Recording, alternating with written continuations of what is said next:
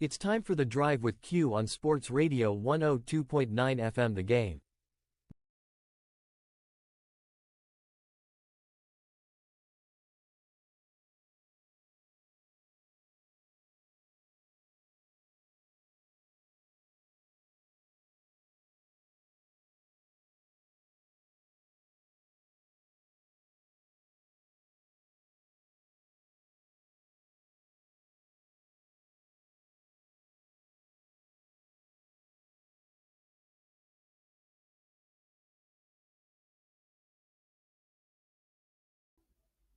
Now, it's time for The Drive with Q on Sports Radio 102.9 FM The Game. Now, here's Q. Good afternoon, everyone. 4 o'clock straight up on a Monday edition of The Drive with Q, coming at you inside the friendly confines of the Sports Radio 102.9 FM studios. As I'm your host, as always, Rich Quinones, mi hermano. Angel Martinez behind the glass, producing the show, keeping us on the air. 2 hours to play with. We'll take up to 6 o'clock straight up on what has turned out to be a extremely busy 23rd of September, 2024, powered from our good friends over at ION TV, and of course brought to you by Play It Again Sports, and of course Zen Auto Concepts, located in Stuart, Florida. Also, want to remind everyone you can now also get the audio version of The Drive with Q on HSRN Radio, obviously the flagship station, our home, Coastal Sports Network, and Sports Radio 102.9 FM The Game. So as always, don't forget the 727-858-6650. That'll get you involved in two-way sports talk. Bring something to the table. Jam-packed football Monday. It is indeed a man-up Monday. And because of now the new partnership with HSRN, our guy, Omar Bashir, used to do radio with him many years ago, is a big-time Dallas Cowboys fan. So I said, you know what? We'll get to the NFC East. Let's start off with the NFC East. The Giants actually got to win. Washington, Monday Night Football tonight. Eagles, if you want to call it a gut check win, so be it. We'll get into that. But you have to start with some really disappointing performances. And we'll do the good, the bad, and the ugly. We'll give the view from Vegas as well. Q's picks, Q's cuts as well. We'll do that in the 5-ish hour. We'll tell you how the lines kind of laid out for everyone. But as always, don't forget, Rich Q on Q, the YouTube channel. And, of course, Rich Q on Q on X, where you can catch a show along with SR 1029 and CSN Florida. How about this yesterday? How about this yesterday in the NFL? In a league that, let's just be honest, we'll put a bow on week 3.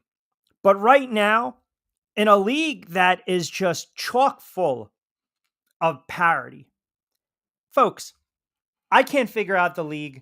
You can't figure out the league. The odds makers can't figure out the league. The fan can't figure out the league. But we know a couple things. On Friday's show, we told you, desperate times call for desperate measures for a couple teams. Teams that needed to figure out a way to get a W. One of those teams was the Baltimore Ravens. And we actually liked them in that spot on the road against Dallas because of what transpired a week ago with the Cowboys and the Saints. And the Saints offense looked like the 1999 Rams last week, and they looked like the 76 Bucks yesterday against the Eagles. But in a game where the Dallas Cowboys had an opportunity to right the ship, in a game and an opportunity for the Dallas Cowboys to actually show up and play hard at home, in spite of Harbaugh's coaching blunders for the Baltimore Ravens, the Dallas Cowboys, the final score, 28-25, that's friggin' window dressing. This game was over at the half when the Cowboys were down 21-6, and then Baltimore tacks on a score in the third to go up 28-6. It's time. It's time right now, if you're the Dallas Cowboys, to just admit this cold, harsh reality. And it is a cold, harsh reality. This team will never win with Mike McCarthy as head coach and Dak Prescott as the quarterback. Now, granted, the run defense was atrocious yesterday. The secondary, a bunch of frauds and front runners All I hear about how great the secondary is and how you got these great linebackers and these guys can go out and sell out and make plays. And Parsons, here we go. He's a game changer. This guy wrecks games. You love that phrase, right? We love that phrase in football. The guy is a game wrecker. All right, he had a couple tackles yesterday. Did he really have a game wrecking performance? No.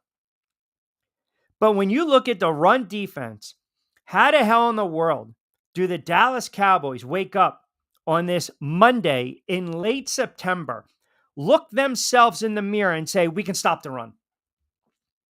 We can stop the run. You gave up 274 yards on the Derrick Henry's turning back the clock. $152. The Baltimore Ravens were averaging 6.1 yards a scamper. A scamper. And we're going to sit here and we're going to try to sugarcoat it. It's not a good roster. It was really constructed. The run defense stinks. You got front runners left and right. And the quarterback's not that good. I'm sorry. I get it. You have to throw 51 times in a game that you're behind 22 points. And okay, you made a nice little comeback here and there. It doesn't matter. Baltimore should have put up 40. Lamar Jackson's 100% correct. Horrible. Get your head out of your ass. Keep scoring. Do not take your foot off the gas. They could have done, and Nelson Aguilar was making plays yesterday. The same Aguilar that couldn't catch a cold when he was with the Philadelphia Eagles. It's blow it up, Dallas. Blow it up. You're 0-2 at home in a spot where you pretty much were dominating the NFL last year. Were you not? I mean, this team, you talk about the good, the bad, and the ugly, which we'll do in the 5 o'clock hour. The Dallas Cowboys, I don't want to hear anything about the Dallas Cowboys anymore. I don't even care if the Dallas Cowboys wax my Giants 50-0 on Thursday. You're going nowhere. You're going nowhere fast. It's time. This quarterback will never lead this team. This defense is overrated. And then his coach is just in over his head. And you have these types of losses, man. And we talk about all these other head coaches. We talk about Brian Daboll and Nick Sirianni and Doug Peterson down there in Jacksonville and all these coaches on the hot seat. How about Mike McCarthy? I mean, honestly, how about Mike McCarthy? Folks, it took 3 games. 3 games. And now all of a sudden, Jerry Jones is probably thinking to himself, holy crap, do I have some buyer's remorse? It took 3 games to figure out bringing this clown back was a disaster. Unmitigated disaster. Listen, if you're Washington, the Eagles, and the Giants, you want Mike McCarthy for the next 15 to 20 years. But you've got an owner, you've got a season right now. Listen, and only the Dallas Cowboys can have a season unravel like this in spectacular fashion. Spectacular fashion. The Ravens, the Saints shredded them. Shredded them. The Ravens yesterday, it was almost like a mercy kill. That's how I looked at this game. The Ravens had 456 total yards on offense, despite the fact that they also threw 13 friggin' flags against Baltimore. Hello. They still absolutely went out and lambasted them. They lambasted them, and you can hear the beeps. I'm getting my Cowboys fans chiming in already. No, I'm not going to take it easy on you, you bunch of friggin' frauds. You kidding me? Nobody wants to hear from the Cowboys fans anymore. I'm enjoying it because they look like a bunch of dogs. All these stars giving bringing back Elliott and signing CD, barking at Dak Prescott, and I want the football, and Dak Prescott having to sling it 51 times because the secondary can't stop anyone. What a joke. Enough of the Cowboys nonsense. This team is cooked. They're done. I told you in the beginning of the year, they are not making the playoffs. I told you that. They are not making the playoffs. They should have blown it up last year. So you got the Dallas Cowboys on a short week now have to go to New York to take on the Giants, who, oh, by the way, how about the defensive effort by my Giants yesterday? Now, granted, but still, with that being said, on the road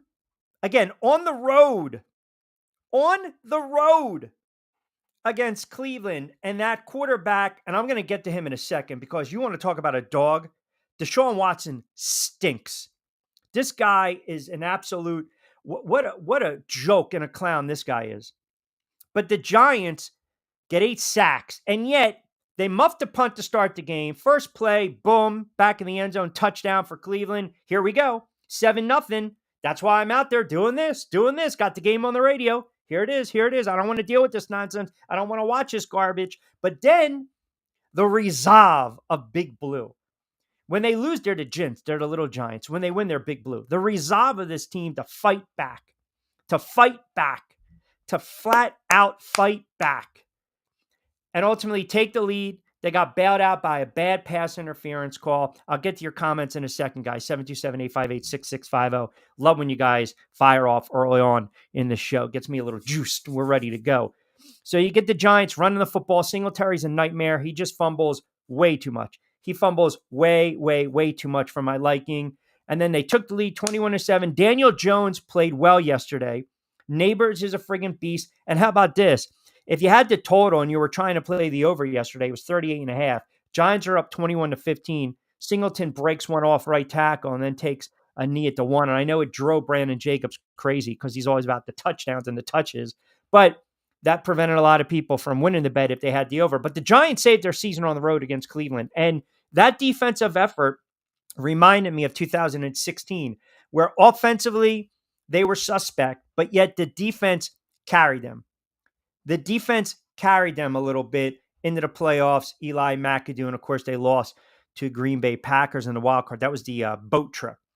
So I'll spend a little more time on Big Blue in a couple moments. So you got the Giants with a W, you got Dallas with an L, and then you got the Philadelphia Eagles. The Philadelphia Eagles, who I specifically told you on Friday's show that it was going to be either we come on the air on Monday and say it's a gut check win, or this team is in the midst of a horror of a season. Now, I don't know where Eagles fans, I don't know where you guys are feeling today. I don't. I really don't, because I was stunned. And I went back and again, I watched the game in its entirety. Jalen Hurts is regressing. Nick Sirianni still has no clue what the hell he's doing, even when he calls plays, which we'll dissect in a moment. But you got to give a lot of credit to the Philadelphia Eagles' toughness, okay? Because they came out and they put a very good defensive game plan together. They put a really good defensive game plan together against a Saint team that I thought was going to be able to score some points. And that wasn't the case yesterday. It just wasn't the case.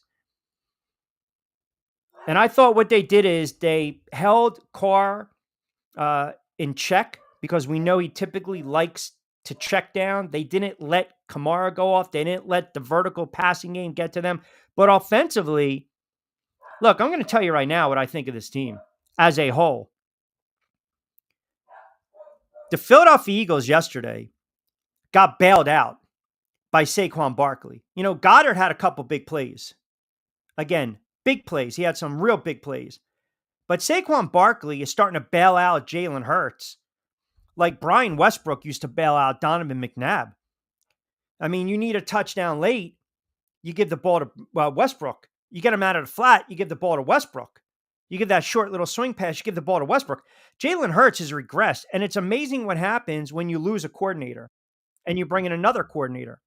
And that's exactly, again, what they did this year. So you're kind of seeing it right now. Jalen Hurts' decision-making, the fumbles, the horrible interception. I mean, that was a horrible decision-making. I don't need Nick Sirianni to stand up there after the fact to say he's a winner. He's a winner. Come on, man. Stop. This quarterback is making horrible decisions. He is making horrible decisions. It's like his decision-making, he's going backwards. The turnovers are just backbreaking. Listen, I love the poise, and the kid tries to shake it off, but these are the types of decision-making, the turnovers, that you can ill afford from a franchise quarterback that's making what, 150, 160, whatever the hell it is, $200 million? It's a continuous trend, and it's not a good look right now. The clock, the internal clock, where is it? And all of a sudden, you have a good, strong defensive effort against this kid. He's in trouble. Misreads, not going through the progressions. He tried to force a pass to Devontae Smith that was in double coverage, and the Honey Badger picked him off easily. So all of a sudden, this kid's got Jalen Hurts has 4 picks, which is tied with rookie quarterback Caleb Williams and Bo Nix for third most in the NFL. Right now, he's on pace for 20-something picks, not to mention the loose fumbles. The turnovers are alarming. 26 in the last 21 games. You can't have that. I'm sorry. You cannot have that type of effort from your quarterback going forward, or this team's not going to win a lot of games. And the head coach, I mean, let's talk about the head coach for a minute. I feel as though I'm watching a guy on the sidelines that, I mean, it's almost like an epiphany. It's not sustainable to do things these way. No shit. I mean, seriously, welcome to the party, Nick. You're talking about fake, failed fake, what was it? The brotherly shove, the tush push, not going for field goals, trying to go for long field goals.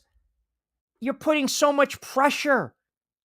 Now you put pressure on your defense to go right back out there and get a 3 and out. You're going to put more pressure on your offense if you're chasing points.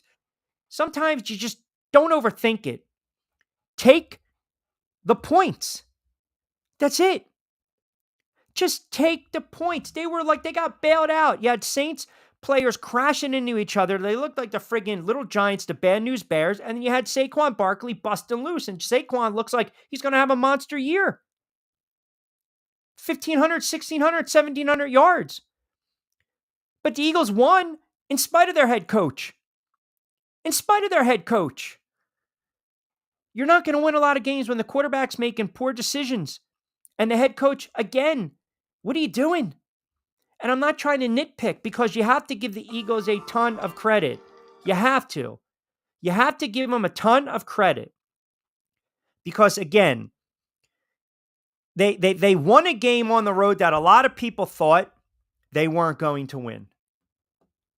I thought it was going to be a high-scoring game. I didn't think the offense was going to be able to match the Saints' offense. I didn't think the Saints' offense was going to look that poor, but they did.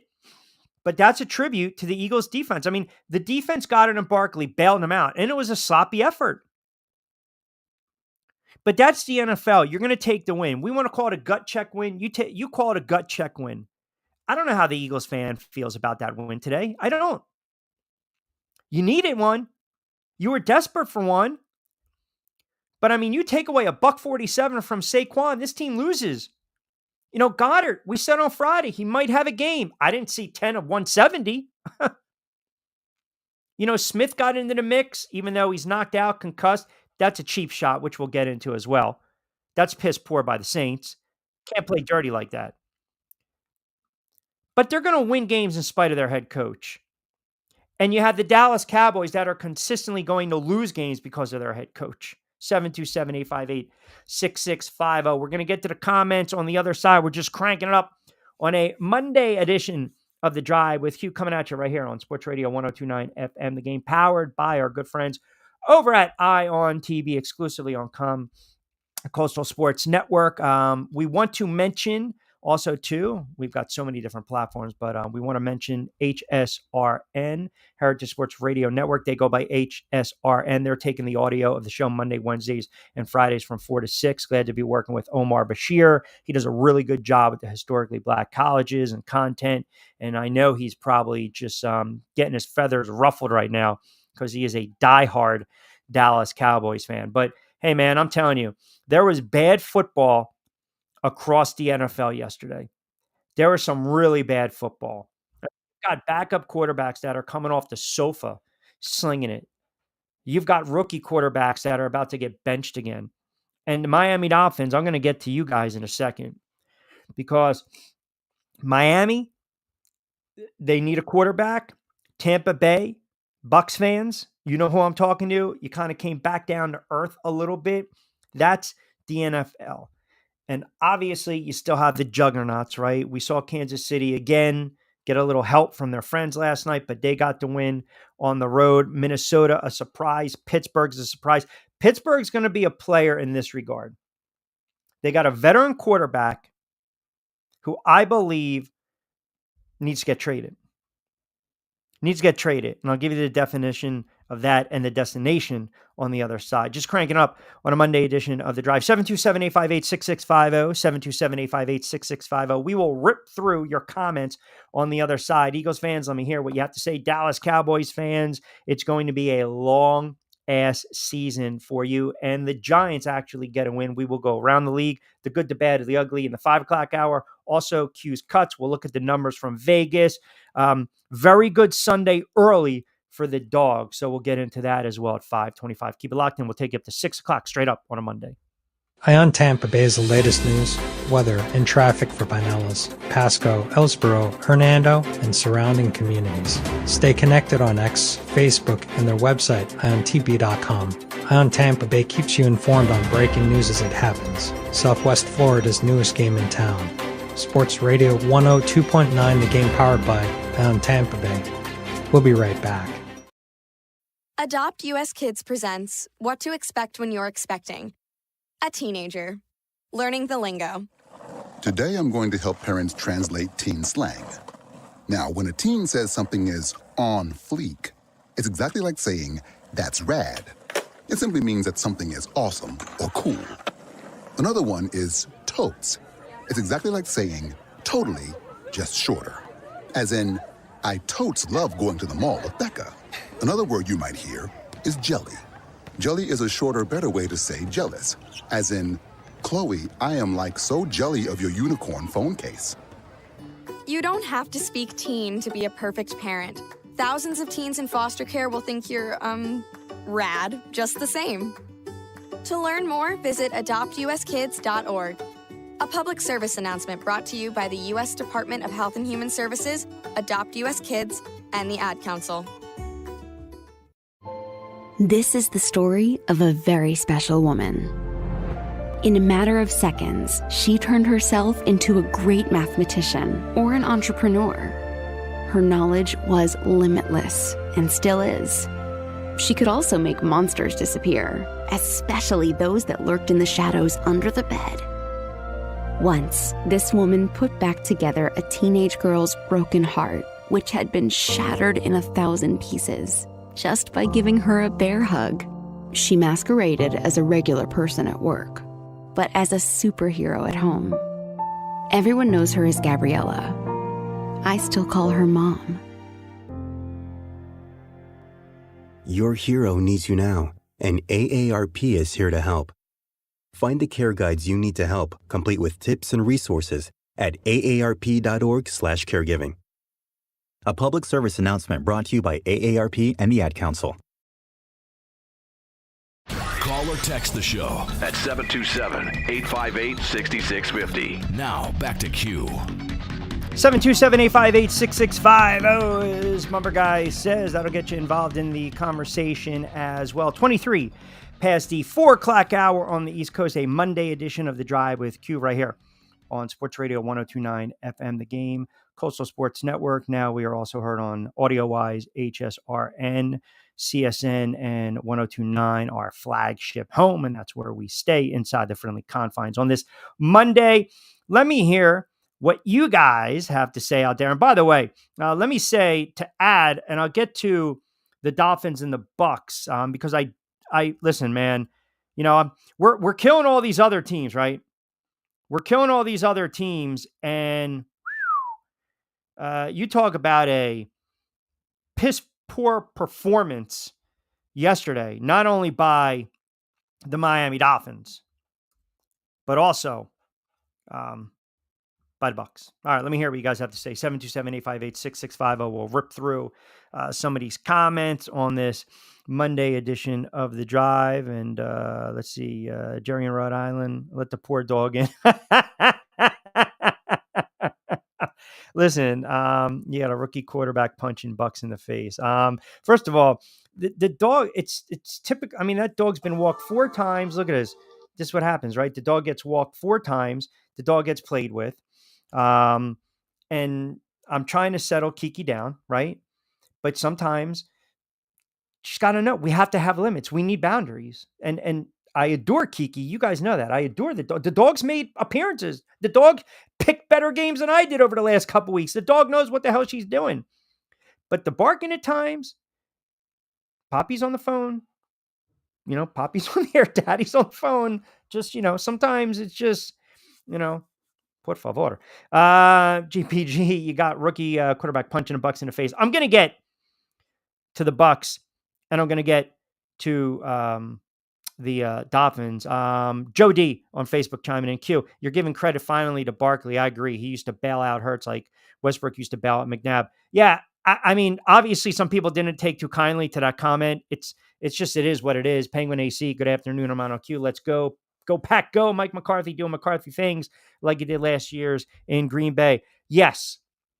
Yeah, that was so the Packers, once they get Love back, the Packers are going to be a dangerous out going forward. And again, think about this.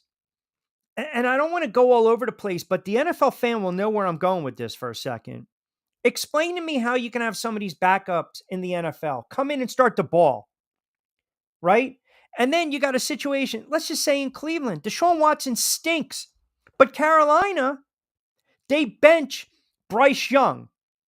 And I joked on Friday with Angel when we did our picks that I said there's no chance in hell that Carolina is going to win this game with the water pistol. What does Andy Dalton do yesterday? He just comes off the sofa.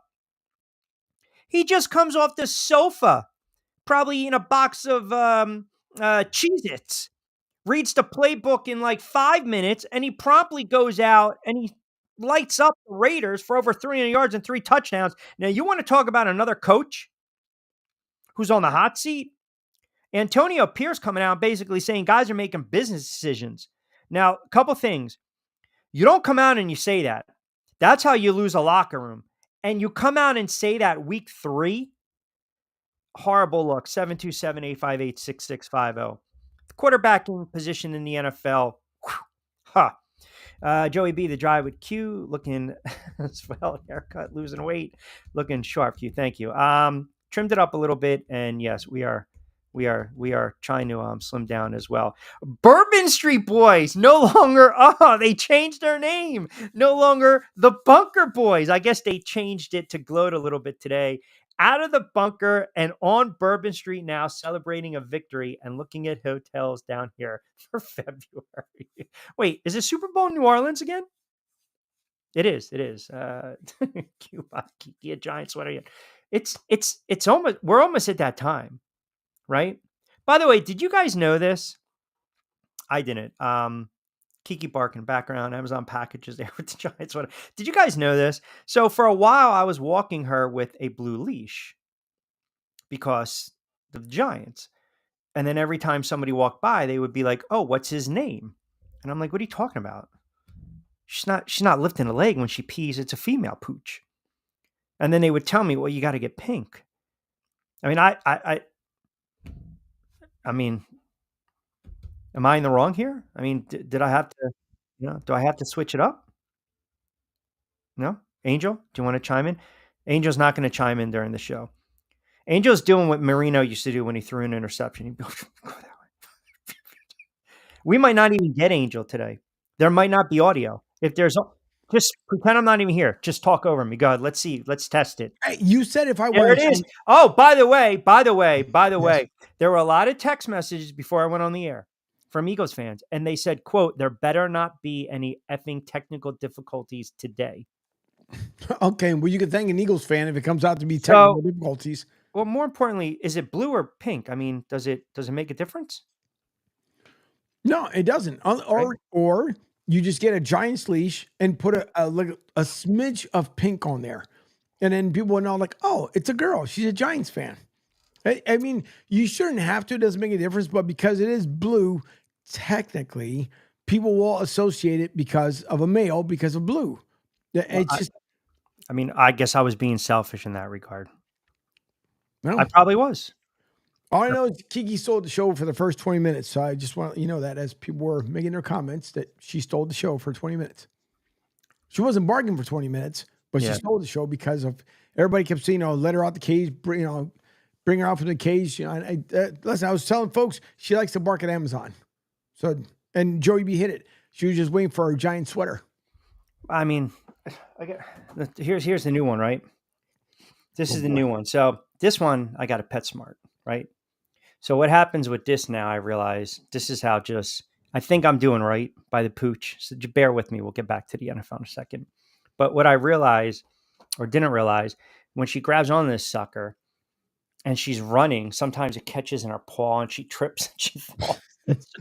So we might have to just throw that 727-858-6650. We'll get back to some of your comments as well. A couple guys on Facebook chiming in. Kevin in North Jersey. Q, did you watch that debacle yesterday by the Giants offensively? I don't know what the hell was going on in the second half. First half, they played smooth. Second half, they tried so hard to give the game away. That's the NFL. Think about these games yesterday. Did anyone in their pool have the Saints and the Eagles scoring under 20 points? Like, think each team, right? Did anyone have Carolina putting a 30-something? I mean, this is the NFL. Minnesota's 3-0, slinging Sammy Darnold, MVP candidate right now, slinging it all over the place. I mentioned to you Tampa and the Miami Dolphins. Now, and I said this going into the break, if you are the Miami Dolphins and you are staring down the barrel of a horror season, because two things. The next time the Dolphin fan complains or they bitch about Tua, look what you have out there now. You've got nothing. If I'm the Miami Dolphins today, I turn around, I call up the Pittsburgh Steelers. I know he's dealing with a little bit of a calf injury, but you need to get a viable option in there right now. And I call them up and I offer them a 5th-round draft pick for Russell Wilson. A fifth, because Tua, even when he comes back, he's one hit away. Miami Dolphins have the offensive pieces to score some points, but they can't do it with an inept quarterback. They just can't. And I feel bad for the Dolphins fans. They put up 10 points. What was it? They put up 10 points in that Thursday night game, right? And we're like, all right, here we go. They put up 3 points yesterday against Seattle. I mean, listen, you go through Tim Boyle, Skylar Thompson. I mean, it sounds like you should be one of those young kids in one of those teenage musicals, right? Got to put your hands together for Skylar Thompson. Q, Cowboys, Giants, and Middleland just got more interesting. It did. Thursday night, I think the Giants will be competitive. I don't like them to win the game, though. I can tell you that right now on a Monday. But if you're the Miami Dolphins, can you make a call and get a viable option so we don't have to watch this nonsense anymore? 3 points against Seattle. 3 points against, Geno Smith, who had another two bad picks. I mean, Miami can't run the football. They've got no passing attack. Make a call for one of those quarterbacks. Make a call for one of the NFL. The quarterbacking play in the NFL is just, it leaves a lot to be desired. It really does. Look what's going on in Indianapolis. Indianapolis is getting ready to bench Anthony Richardson and go to Joe Cool. Right? Carolina benches Young. And they won a game yesterday with Andy Dalton. If you're Miami, make the call, man, because it's going to get out of hand pretty fast. It really is. You've got nothing to lose at this point. I put up Miami's schedule. Tennessee and the Pats and the Colts are all winnable games. Now, if they can weather the storm and get to 5-2, 4-2 before they play the Cardinals, you sign up for it. You sign up for it, but you need a quarterback now to save your season. Like, pride be damned. Feelings be damned. Enough is enough. It's nonsense. Go out and make the call, man. I'm so tired of these head coaches. They're so afraid to hurt feelings because a guy was on the practice squad or the guy practices hard and he earned the right to be there. The NFL is about winning games, period. Period. That's why Bryce Young got benched. That's probably why Richardson's going to get benched. Deshaun Watson might get benched. He might. Who can you see over an NFL line easy? Bryce Young or ain't? Ooh, man. I mean, Joey B just, I mean, that's an unsolicited attack. I didn't know we were going that way, by the way. That's an unsolicited attack Yeah. on you. I mean, you might want to, before you heckle or have someone troll or heckle you, you might want to scrub through the comment. Unnecessary. Okay. It is, but that's all right. I'm pretty sure I can see that line easier than the Bryce Young can. But no, you're absolutely right. Well, you probably can now because Bryce Young's ass is on the sideline, so he's sitting on the bench. But why in the world? Why aren't they reaching out to him? The Dolphins out to Carolina. You mean Pittsburgh? You mean Pittsburgh for Russell Wilson? Oh no, not Bryce Young. And I thought about this, even though we talked a little bit about him Friday. They can't give up on that kid just yet. But they are. Yeah, well, for the moment. But they if they decide to move on from him, then yeah, the kid's going to get traded, right? Because you got to think about the value and return. But I thought about this a little more, and he is still the number 1 draft pick from 2023. Now, you probably sit there and say, what the hell does that make when you just said it's all about wins and losses?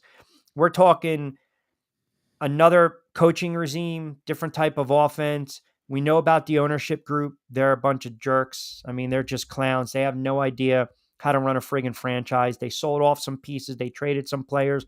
They're obviously in a rebuild. You do want to see if this kid can play. Now, I think the kid's going to have a lot of problems translating into a successful NFL coach because coaching does matter. Okay? Coaching matters in the NFL. Look what's going on with Houston and Stroud and DeMeco Ryans, right? And then there's other quarterbacks that are struggling. But you draft this kid number 1, Angel, and you're saying, hey, he's the face of the franchise. And it's okay that it's a miss. Okay? But they're going to probably want to die with their boots on. You know, I would say the worst case for this kid's confidence is you keep throwing him out there and he struggles. But sometimes a franchise is going to do that because in a sick, twisted way, it's almost as though saying, yeah, we made the mistake. Now we have to show we made the mistake, as opposed to we have to be this staunch defender of said quarterback, and we're going to defend him, and we're going to defend him. Mara did it with Daniel Jones, and Daniel Jones played well yesterday. He played well yesterday. He was extremely efficient yesterday. But if I have to keep throwing it in your face that I drafted Angel Martinez number 1 overall, and Angel Martinez is struggling in a twisted way, some owners, and I don't put it past Carolina, keep throwing the kid out there so we can make a point. It was a horrible decision, even though we know whose decision it was. The old regime wanted CJ Stroud. And as twisted as it sounds, sometimes this is how some of these owners think. You know what? If he struggles, hey, we told you so. Or showcase him a little bit and trade him. But I don't think you flat out get rid of him. I don't. Right? The knock, here we go. The knock right away. Alabama quarterbacks, Penn State running backs.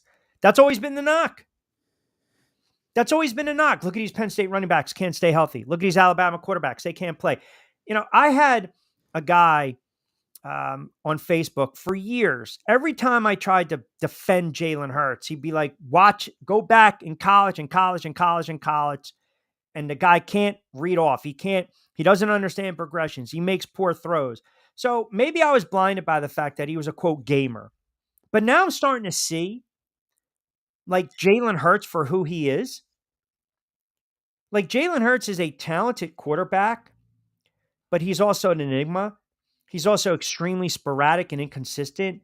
And I also think Jalen Hurts misses his old offensive coordinator in Steichen. And I think that speaks volumes, again, to how these coaching staffs are constructed. So to your point, going back, if we can for a second, going back to what's going on with Miami, I pick up the phone right now and try to make a trade for Russell Wilson. Hell, Zach Wilson. Zach Wilson, go ahead. I mean, crazy as it sounds, you got Mac Jones, who's what, in Jacksonville now? Behind True. Trevor Lawrence? Yeah, they need a quarterback. At least Zach Wilson has games under his belt. He's got games under his belt. He's got that. I don't want to say he's a veteran in the league, but if you look at Zach Wilson, you say, okay, the guy started a handful of games, and that's what you're looking for right now. Mm-hmm. So if I'm Miami, I'm calling Pittsburgh. I'm calling Denver. You know, I'm figuring out a way to get one of these guys, and that leads me now to Tampa Bay because, you know, that's I'm watching Tampa yesterday. You know, I'm watching highlights of that game, and I was absolutely just disgusted. I mean, we're sitting here talking. All we're doing is talking up Tampa Bay on Friday's show. That's all I heard.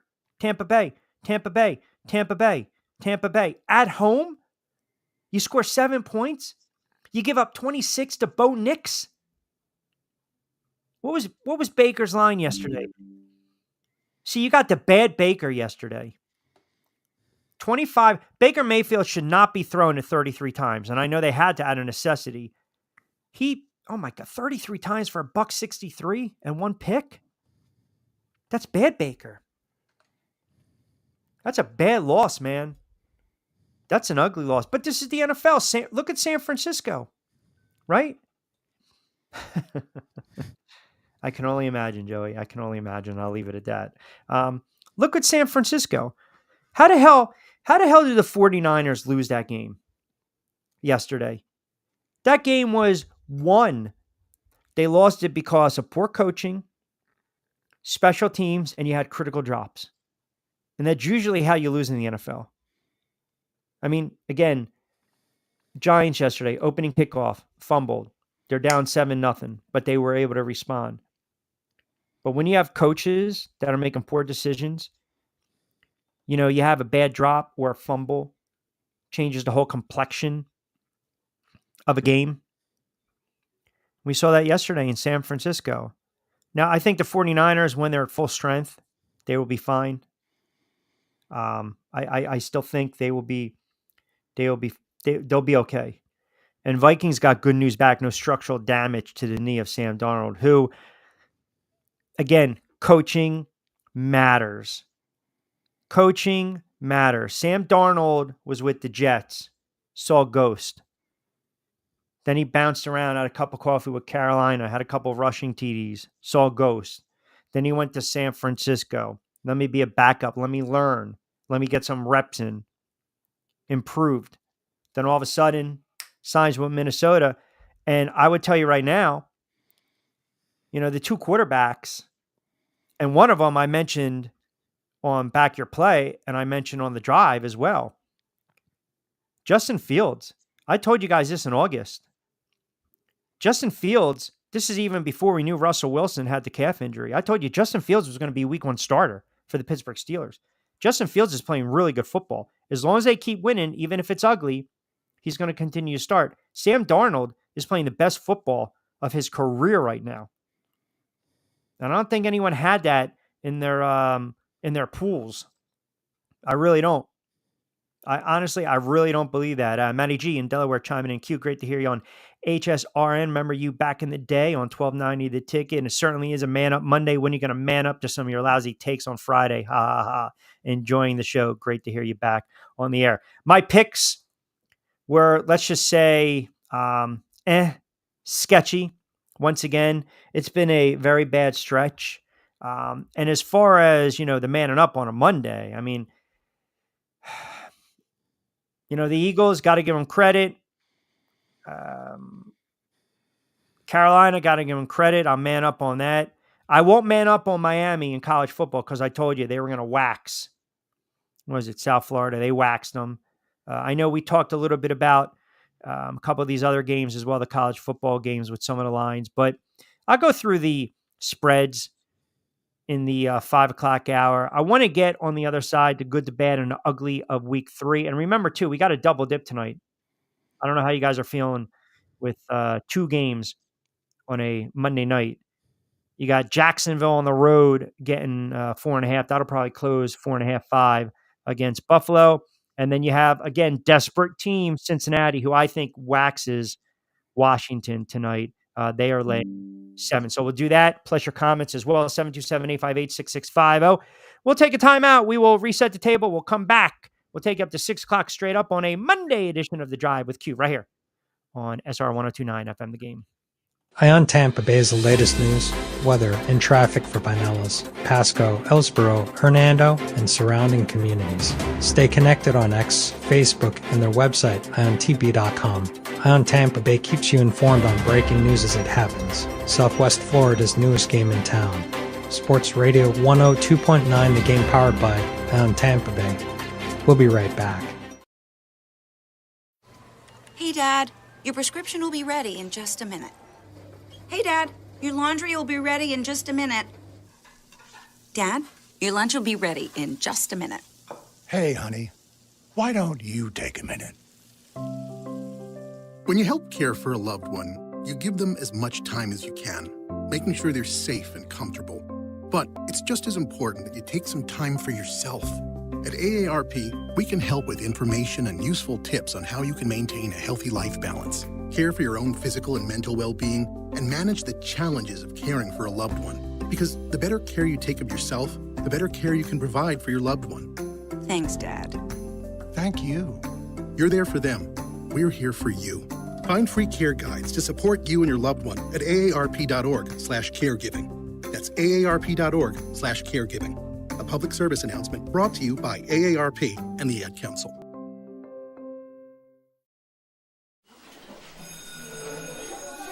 All right, class, let's hear what everyone did this weekend. Jill? Well, I raised my older sister to a big oak tree. It was at least 100 years old. My mom said I must have set a record or something. And then we went down by a stream and perched up on this huge rock and saw all of these little minnows swimming around way below us. And then I rescued my little brother from an evil slug king who was guarding him at the bush fortress. And my sister and I brought him back to our super twig fort for safety. And then we all laid out and told stories until it got dark. And the Big Dipper led us all the way home. Wow. Awesome. Where were you, Jill? Yeah. We went to the forest. It's not that far away. Anyone want to come this weekend? Ask your parents to take you and your friends to the forest this week and find the fun, adventurous you. It's closer than you think. Check out discovertheforest.org. Brought to you by the U.S. Forest Service and the Ad Council. Don't forget to get social with us. Follow Q at RichQ on Q. And now, back to Q. All right, fast approaching the 5 o'clock hour. Boy, I miss Bumper Man. 727-858-6650. 727-858-6650. Jerry, Rhode Island, you can always just get the same officiating the Chiefs are getting and be a better quarterback. Yeah, you know, I hate looking at some of the officiating in the NFL, but it's bad, man. It's bad. I mean, first of all, so you go back to that game last night. I feel as though the Chiefs, well, I don't feel, I think we kind of know, they're the Chiefs. So they're always going to get the benefit of the call. Even going back to the Super Bowl runs, you can go back to the Super Bowl against the Eagles and the Bradbury. And Patrick Mahomes looked pedestrian. And has anyone else noticed Travis Kelce looks like he's a shot fighter? He looks like he's done. I don't know if he's got, T-Swizzle on his mind. I don't know if it's because of all the Netflix stuff. I don't know if it's about traveling the globe and the world. First of all, Travis Kelce balls out when his head is shaved and he has a beard. Not when he's grown the hair and he's got the Fu Manchu. It doesn't work. Go back to what got you there. Remember Ricky Vaughn in Major League 2, right? Yep. he was afraid to throw the fastball, so he had a name for it. What was it? The Eliminator. And the one slugger called it. He goes, "Hey, well, you might as well change it to the Masturbator," right? The Eliminator. And then all of a sudden, you had to get the Wild Thing. He went back, shaved the head, right? Went to the side and went to the sleeves, and then he was cooking. He was throwing 98. Now Serrano was too busy being a peaceful man, but when Serrano got back to being nasty, that's when he started to hit home runs for Cleveland.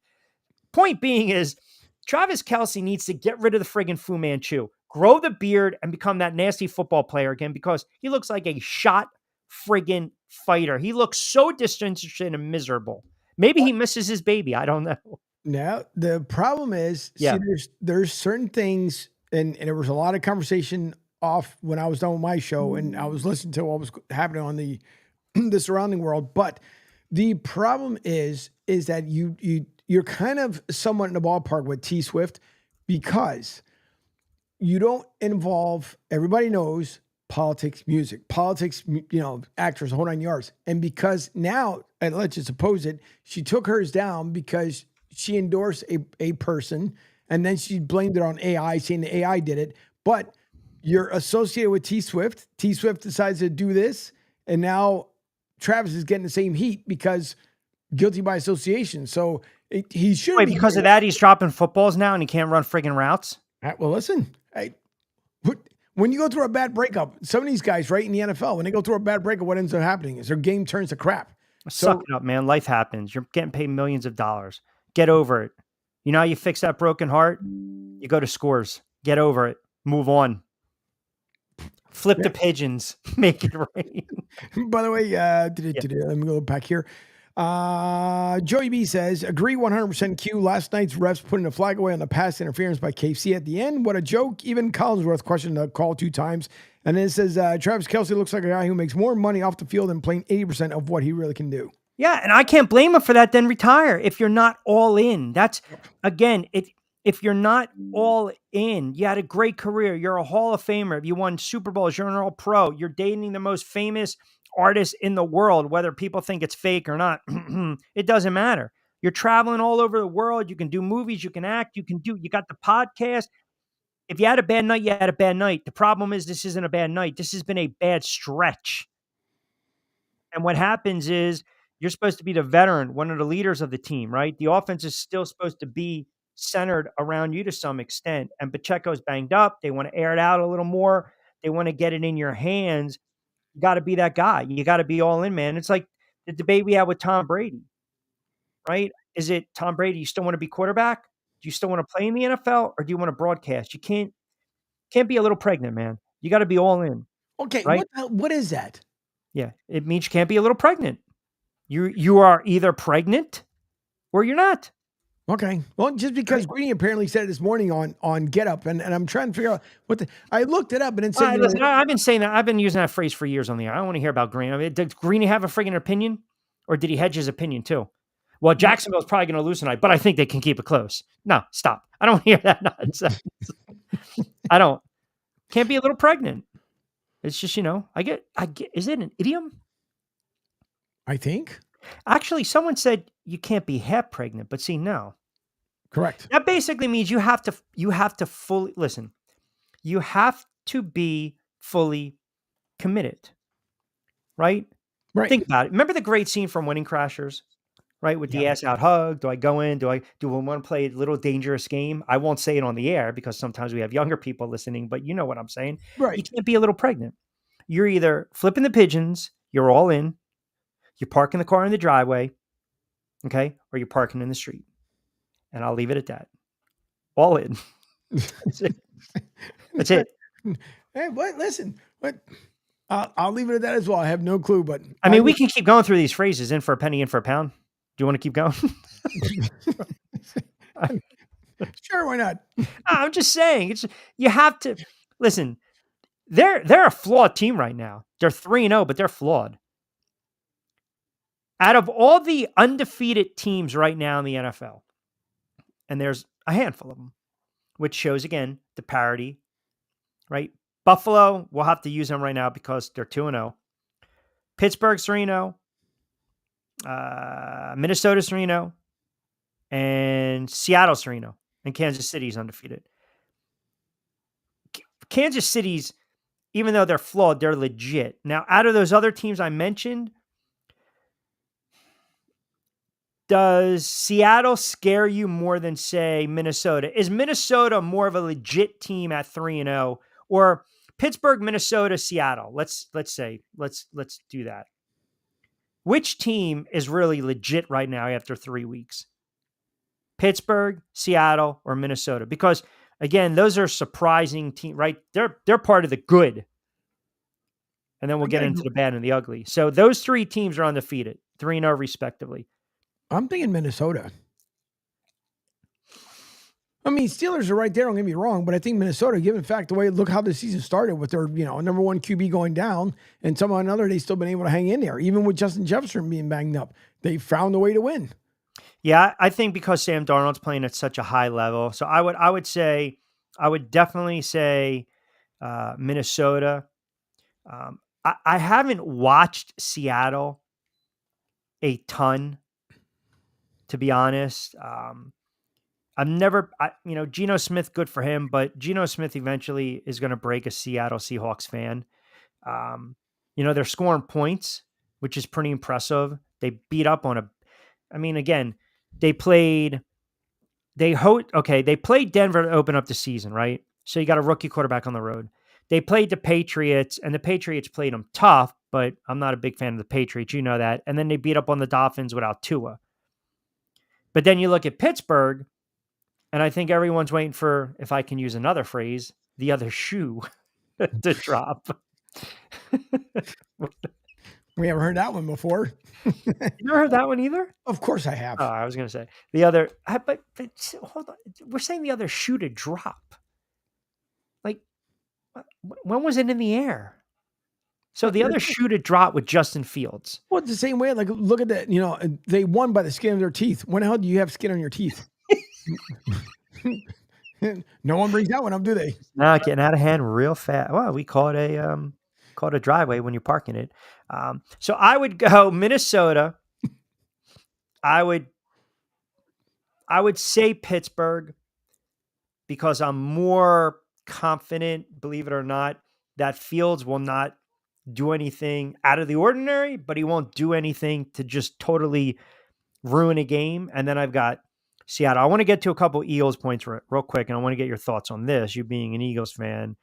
Kevin C. on Facebook chiming in. Q, loving the show as always. Excellent monologue on the NFC East, parity in its greatest form this year in the NFL. You mentioned Sirianni and some of the miscues, and you also mentioned that Saquon Barkley was bailing out Jalen Hurts in a sloppy offense. You also made a nice comment on Dallas Goedert. I didn't think he was going to have a big game from the tight end position. Do you think they're going to factor him more going forward if Smith's going to be out for an extended period of time? And also, yes, this is a team that's winning in spite of their head coach. All right, you're an Eagles fan. So you watched that game yesterday, right? Okay. You watched that game.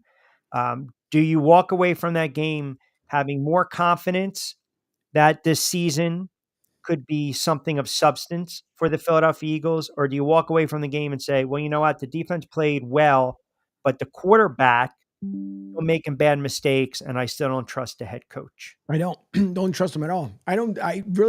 That was a cute win. That was about it. It was a cute win. They went from, the only difference was they went from the My Pillow coverage with Mike Lindell back to somewhat of some sort of coverage yesterday. The defense hung in there all game long. I'll give them that much. They did the best they possibly could, even with the injuries that went down. But I'm not impressed. I'm not impressed with what happened. And then you got Carter, who decides he wants to yip, yap on the sideline. And once again, the appearance by Big Dom, because he's got to get in the camera like, oh, calm down. Don't worry about it. Everything's going to be okay. I'm an Eagles fan. You guys know it. This team, I'm not impressed. I'm not. Nick Sirianni can still go.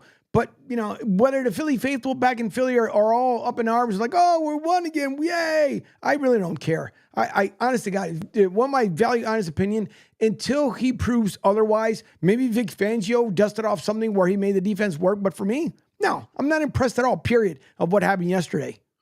How about the quarterback? So what part did you understand when I said I'm not impressed? Well, we're talking about ISU. Whoa! Don't deflect on me. I'm just saying. I'm saying you're talking about Sirianni. So, I mean, listen. You had Saints players running into each other like the bad news bear. Saquon Barkley bailed him out.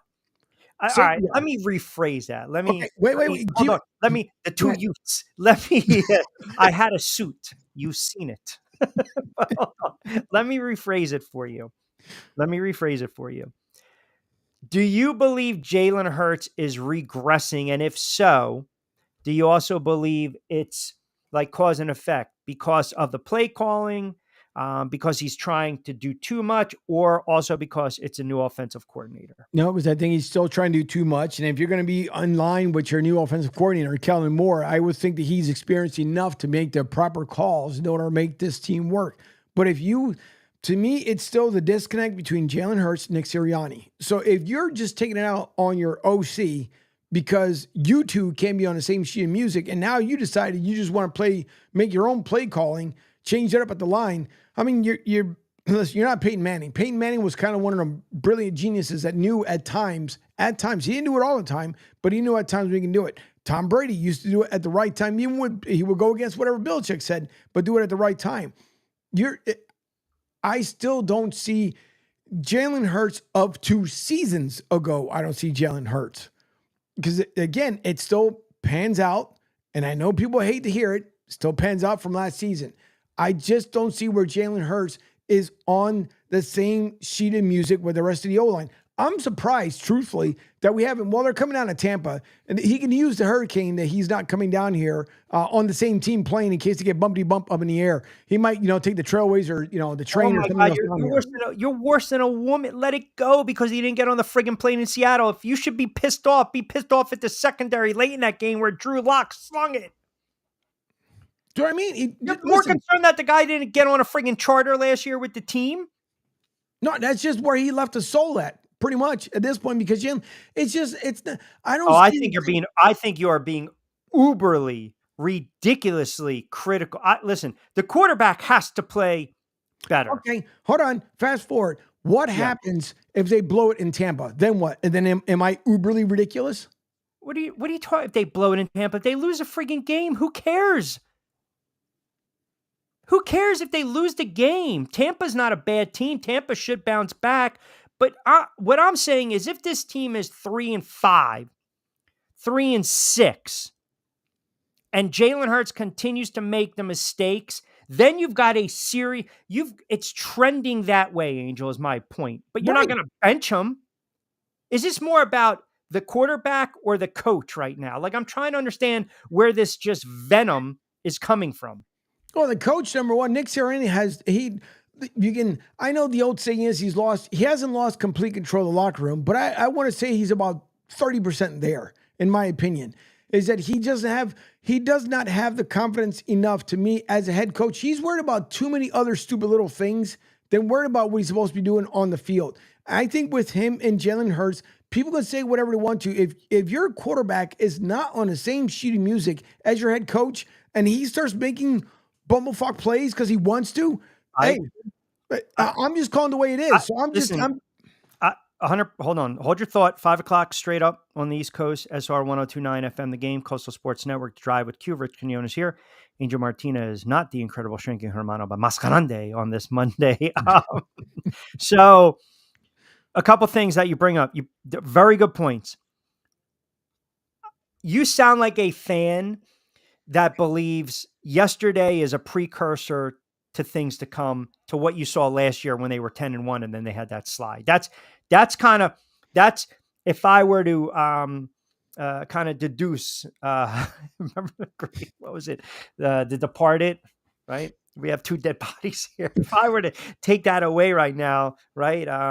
That's what I would, you boys from Providence, that's what I would take away from you right now. So you believe all of a sudden this team is about to just hit the skids, right? I mean, the Philadelphia Eagles, their problem is they're digging themselves in these holes, right? Correct. And the Sirianni's play calling, I mean, he relinquished duties and in turn kept his role as head coach. So his sole responsibility on the field is a simple one: manage the fucking game. Correct. It's like, I feel as though he can't even do that, right? And that's where my venom is coming from. Right, because you're slow out of the gate against the Packers, right? And then all of a sudden, you opted against an early 3-point cushion, which was critical late. Right. You get the win. Defensively, you had the lap. Same thing occurred against the Falcons. And then yesterday, explain this to me. He's trying to go for fake, fourth down, but yet we're not going to give me field goals again. Like, just take the points. Yep. I know everyone who's watching this is saying the analytics, the analytics, the analytics. I get analytics as much as anyone, especially when I do the gambling pod. I get it. I understand the numbers and the analytics. And for the most part, I agree with you guys. But case in point, 4th and 1 from the New Orleans 15, and it's a 3-0 game. And you have an opportunity to go into take the points. Build upon that, because you came right out, or after the first quarter, you came right out and you gave it up on downs again. I mean, think about that. You gave it up again on downs. Then you had the block punt. They were lucky. Even though they dominated stat-wise, they were lucky they weren't down 17-0 in this game. And then again, a 7-6. You got a reliable kicker. So on 4th and 11, you're going to line up for a 60-yarder, but you're not going to kick a 30-something yarder.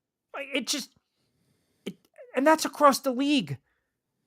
Harbaugh was making questionable decisions. Dable was making questionable decisions. There was questionable decisions in the Chicago game, questionable decisions in the Chicago game, Carolina game, Raiders game, pardon me, by Antonio Pierce. These head coaches consistently outthink themselves. Now, where I won't even give you pushback on this. And I haven't even checked. And I don't know if you have it in front of you. I don't want to put you on the spot, but I would suspect that right now, even though the Eagles are on the road, I bet you they're probably a 2.5 point road favorite against Tampa Bay. Probably. Well, it's recency bias. The Saints put up all this offense in 2 weeks, and the Eagles shut them down defensively, and Tampa Bay got waxed yesterday. It's recency bias. So 2.5 point, I mean, you want to grab that game right now? You confident on the Eagles on the road? Baker Mayfield did not play well. And if you get that same defensive effort yesterday from Philly on Sunday against Tampa Bay, then I don't see how Tampa Bay is going to score a lot of points. It's just offensively, where's his team at? Okay, the play on Smith, we can all agree, was a cheap shot. Yep. It's just the NFL has to step in, and you got to figure out, blow the whistle dead. You can't run through the play. Correct. Okay, because that can really, you get some real bad trauma, and that's pretty much it, man. Barkley bailed him out. You had the corners, the DBs run into each other. Goddard got free, made the big play. You got him in the offense. Johnson's banged up. You might not have Smith. Remember now, if these guys are in concussion protocol Tuesday, Wednesday, Thursday, plus to travel, so they might not be available. So now it's going to fall on number 26 again, who's playing lights out, and it's going to fall on the quarterback. For the head coach to stand up there afterwards, well, this guy just wins. He's poised. He just wins. What are we doing? Hold yourself accountable. Like, talk about some of the failed fourth down, the decisions. I mean, and that's, you bring up, it's a lot of awesome points and you bring up Q, because it's the same way. What is it? Yeah. I don't want to go off too much, but my whole thing is, what is it with Sirianni? Like, he's got this, I swear he's got to go home and play Xbox. Like, look what I did on fourth down. Anybody can do anything on Xbox on fourth down, but what is this infatuation just all of a sudden? And even there was, sprinkled last season as well, but take the points. I don't understand why in the world you're trying to make nothing. You know why? Because when Nick Sirianni broke into the league with the Eagles, was he not an aggressive head coach? He was. Okay. So we can sit as we have with any coach. You have to be true to your, like, perfect example, Dan Campbell. Everyone goes back to the fourth down play last year in the NFC Championship. It was a great call. It was the right call. It was just poorly executed. That wide receiver shouldn't have been the first option for the Lions. He just shouldn't have been the first option. And he dropped an easy catch. So in one breath, we love when the coach is aggressive. I think Brady, who I feel is getting very comfortable into his role, when they were talking yesterday, him and Burkhardt during the Cowboys game, the Cowboys and the Ravens, and I don't know if anyone else picked up on this. Years ago, oh man, the guy's lining up for a 50-yarder. These guys kick 50-yarders like what the kid from Dallas had, a 65-yarder yesterday? Mm-hmm. Like, it's almost like belting 35, 40 home runs, 50 home runs in a season. If you hit 50, oh my God, if you hit 30, Larry Sheets in 1988, if you hit 40, that's an incredible, it's the norm right now. Kickers kick. So we know that there are some teams, i.e. Dallas, Baltimore, and the Eagles, they've got friggin' legs, man. Those guys can friggin' kick. They're all pro, maybe Hall of Fames, whatever. Tucker, definitely, okay? Dallas Cowboys kicker, very good. Elliott, we know about his leg. We've seen it. I've seen it firsthand against the Giants, 60-plus yarder. So sometimes they say, we know we got the kicker. We know they can kick these field goals, but I'm an aggressive guy, man. 4th and 3, I believe my team can go and get 3 yards. I'm all for that. So I don't want to sound like I'm talking out of both sides of my mouth right now. Right. But I am also of the belief that you also have to understand situational football. And sometimes you have to throw the analytics out the window, meaning if my offense is struggling, but I know my defense has been lights out, maybe I do want to take the points. And I know someone said, well, wait a second. If you don't get it, rely on your defense to get a 3 and out. Yeah. Maybe I want momentum. Maybe I want to take those early 3 on the road. Okay. If my quarterback is making poor decisions, maybe I don't want the ball in his hands in 4th down. Or if the play calling is a little shaky, maybe I'm not going to throw it to a running back out of the flat who I know doesn't have good hands, i.e. Saquon Barkley. Maybe I'm not going to do it. Guess one guy, because kickers now in college are kicking 58 yards. Look at the guy from USF, Nico Gramatica. By the way, is he related to Martin Gramatica? Is that his kid? Yippers. I believe. I'm almost certain it is his kid, but it might be his uncle. We were trying to figure that one out. But yes, he is. Make sure the kid doesn't. Yeah, make sure he doesn't jump up in the air and celebrate, because Martin Gramatica did that when he kicked for Tampa and tore his knee up against the Giants. So let's just settle down with the with the celebration. Right, kickers kick, but my point is down in distance, man. Like if it's 4th and 1 and you're on the other side of the 50 and you want to set the tone early, you got to pick up a yard, man. Like, let me punch in the mouth and pick up a yard. When you got number 26 back there, give him the friggin' ball. Yep. But there's also cases where I go back to Denver, first year with Russell Wilson, opening night, Sunday Night Football. Nathaniel Hackett took the ball out of Russell Wilson's hands on 4th and 3, and they elected to kick a long field goal. Like, that set the tone for their whole season. Brian Daboll 2 years ago. Let's go for 2 on the road against Tennessee and get the win. That set the tone for their whole season. I believe that Nick Sirianni right now, I think he's overthinking, Angel. I think, to your point, I think he's overthinking. I don't know mentally where his head's at, right? Mm-hmm. I mean, we see he's an immature guy. He's an immature head coach. He is. He wants to run up and down the sidelines and this and that. And like I said, when you're winning, that's fine. But again, man, he's like this right now. Right. Right. I mean, he's the guy at the blackjack table or the craps. He's chasing his losses. It's exactly what he's doing. I lost on 1 o'clock. I got to chase on 4 o'clock. I got to double down now for the 8 o'clock kickoff. I mean, if you don't see it, you're not being honest to yourself. I mean, think about this.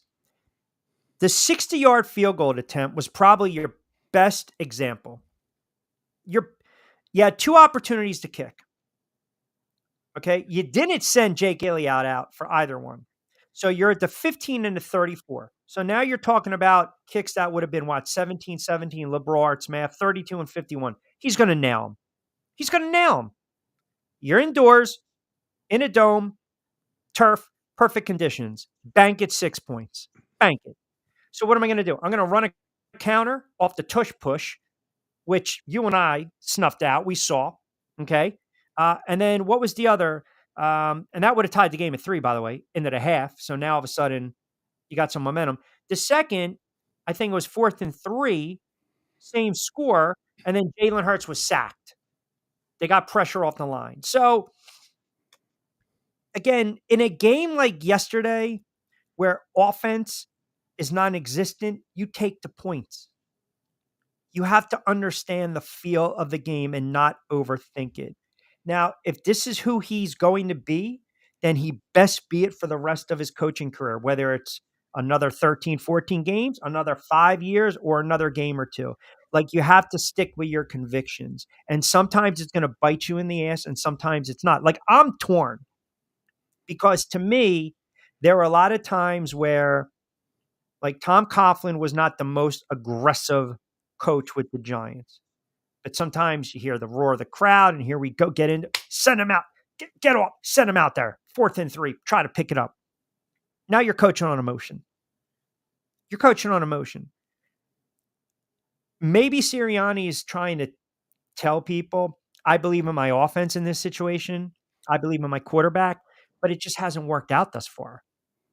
And it's starting to trend again to the same direction that it was last year. Let me get to a couple comments real quick. Cole in Florida chimes in. Q, you're talking about Miami needing to pick up the phone. Hell, I don't care if it's Russ Wilson. I don't care if it's Zach Wilson. They need to bring in someone right now. Thompson is banged up. Hell, they can give a call to Joe Flacco. He's on the couch there in Indianapolis. But they might bench Richardson. So what do you think? They got to bring in somebody. They have to.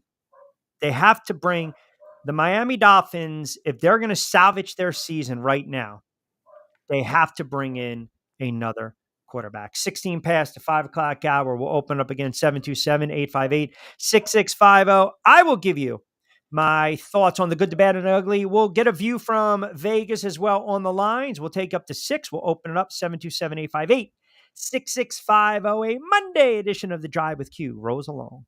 Eye on Tampa Bay is the latest news, weather, and traffic for Pinellas, Pasco, Ellsboro, Hernando, and surrounding communities. Stay connected on X, Facebook, and their website, iontp.com. Eye on Tampa Bay keeps you informed on breaking news as it happens. Southwest Florida's newest game in town. Sports Radio 102.9, the game powered by Eye on Tampa Bay.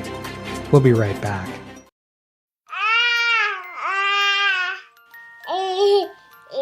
To some people, the sound of a baby babbling doesn't mean much. But that's not necessarily true. By 6 months, they're combining vowels and consonants. By 9 months, they're trying out different kinds of sounds. And by 12 months, their babbling is beginning to take on some meaning. Especially if there's no babbling at all. Little to no babbling by 12 months or later is just one of the possible signs of autism in children. Early screening and intervention can make a lifetime of difference and unlock a world of possibilities. Take the first step at autismspeaks.org. A public service announcement brought to you by Autism Speaks and the Ad Council. The following is made possible by Dad. Why was the basketball court all wet? Because the players kept dribbling all over it. The dad joke. Corny, grown-worthy, but also one of the simplest ways to share a moment with your kids. Why do you have to be careful when it's raining cats and dogs? Because you might step in a poodle. And kids that spend more time with their dads grow up to be smarter, more successful. Can I tell you a cat joke? Just kidding. And, with any luck, funnier adults. Why didn't the skeleton go to the dance? Because he didn't have any body to go with. Dad jokes rule. So take a moment to make a moment and give your kid a laugh. It's as easy as going to fatherhood.gov. Brought to you by the U.S. Department of Health and Human Services and the Ad Council. That's really funny. Download the Sports Radio 102.9 FM The Game app and tell your friends that Florida has a new leader in digital sports radio. 727-858-6650. That'll get you involved. Welcome back. 20 past 5 o'clock hour, a Monday edition of The Drive right here inside the friendly confines of Sports Radio 102.9 FM The Game. We are powered by our good friends from Coastal Sports Network, CSN Florida. Eye on TV for all the late-breaking news, traffic, and weather reports. Also brought to you by Play It Again Sports, Zen Auto Concepts, Acorn to Oak as well. Hey, by the way, want to give a shout-out. You guys checking us out on Rumble. Greatly appreciate that. You guys are locked in and engaged. Thank you very much. We're also on HSRN, but this is our home right here, the flagship station for The Drive with Q. Rich Quinones, Angel Martinez. Let me get to a couple more comments. William chiming in from Dallas. All right, there we go on Facebook, attacking me on Facebook. Q, I'm tired of you crushing Dak Prescott year after year. All he does is put up solid numbers. He wins when he's relatively healthy. Dallas is going to win 12 to 13 games. I understand your hatred for the head coach, but lay off the quarterback. And by the way, your Giants still suck. I always love how they come back to the Giants. Still, real quick, here's one for you.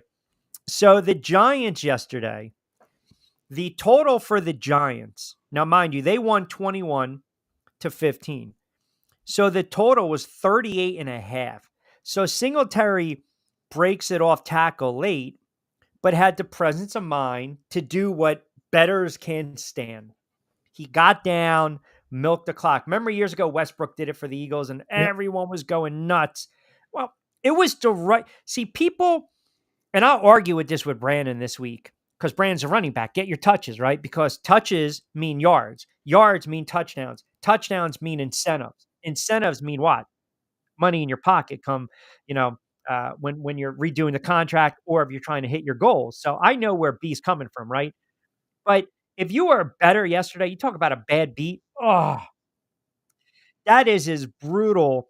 If you took the over and you're cheering, you're going nuts, you're thinking to yourself, it is a done deal, and then boom. Now, here's a little view from the numbers right from Vegas. So the favorites, 26-18, SU with 2 pick'ems, Minnesota, Giants, Rams, and Arizona. The dogs yesterday, fantastic if you went with the underdogs, 24-19-1, 55% clip. The road teams, 23-22. Now, this is where I get a little giddy. The afternoon games, the favorites, 3-2. You had the upsets. The Rams were +6, so they went outright 27-24 over the 49ers. The Panthers were +6, and they wax the Raiders by 14, 36-22 behind not 1, not 2, but 3. Little spritzers from the BB gun from the Red Rifle. Road teams 3-2. Overs 3-2. They haven't been hitting as much, but the road dogs and the road teams have been phenomenal early on. So if you go back early Sunday games, if you played 7 and you took the dogs, you were 5-2. And the Giants led the way. Giants +6.5, Broncos +6, Packers. The Packers were getting 3. I mean, think about that. The Packers were getting 3 against the Titans. The Eagles, 2.5 on the road against the Saints. They got bailed out late, right? And then the Vikings +2 versus the Texans. We actually liked Minnesota in that game. And the road teams are 4-3. As far as the picks, 2-3 again. 2-3. I don't know what to tell you. The 2 that I'm giving you, I'm actually giving you outright winners. That's the one thing that's nauseating. I'm trying to give you outright winners. And the other 3, we didn't touch the Giant game. The Eagles and the Saint game was not part of Q's picks. Okay? They weren't. So we go back, and I have it right here. If we go back and we look at those games yesterday, Colts, we gave you the Colts outright at home because I don't trust Williams. We like the Vikings, but I had the Chargers. That's another team. When do we start looking at that quarterback for the Chargers, right? We had Tampa, and then remember we had, Oh, we had Kansas City because we teased Kansas City and Dallas as combined. So obviously we screwed the pooch on that one. So we tried to give you 2 outright, which we did, which is not bad. But besides that, not very good picks. We need a Kiki Picks dog segment. Well, she's all about the dogs. Maybe what I'll do is, that's not a bad idea. Maybe what I'll do is, first of all, I can't even put it down on paper because she freaking eats everything. I don't get it. Like, leave it alone. It doesn't matter. If I were to put the football on the rug right now, she'd gnaw at the football. Maybe I'll try that for Friday. Maybe we'll just, if I can, yeah, I might have to physically have her paw. Maybe just try to take, maybe I'll do the treats, right? And I'll say, which one do you think? And whatever one she sniffs, maybe that'll be the winner, which will really be bad because if she starts hitting at a 75% clip, I might be out of a gig. 26 past the 5 o'clock hour. Monday Night Football tonight. You've got, are these games sexy to you guys for Monday Night Football? Jacksonville at Buffalo. Now, here's the thing. So let's say you went 2-3 or 3-2. And let's say you went 3-2, 4-2, and you're up a couple units. Tonight is your perfect example, is what we talked about with the teasers and closing them, right? Open-ended. If you open with Kansas City, you've got your choice right now. Buffalo at home against a very desperate Jacksonville team. That's option number 1. So we hit Kansas City. Let's just say you hit Kansas City. Now you got to close it. Buffalo, because they're sitting at 5, you'll pretty much get the point. All you're asking Buffalo to do is win the game against a desperate 0-2 Jacksonville team. Or a rookie quarterback in Jaden Daniels on the road against a desperate 0-2 Cincinnati team. Which again, if you close it out and bookend it, you're just asking Cincinnati to win the game. My confidence level would be in Cincinnati because I think Jacksonville is going to actually keep the game close. I think Cincinnati takes out a little bit of their frustration against Washington tonight. And Trevor Lawrence, he just has not played well, right? Trevor Lawrence hasn't played well.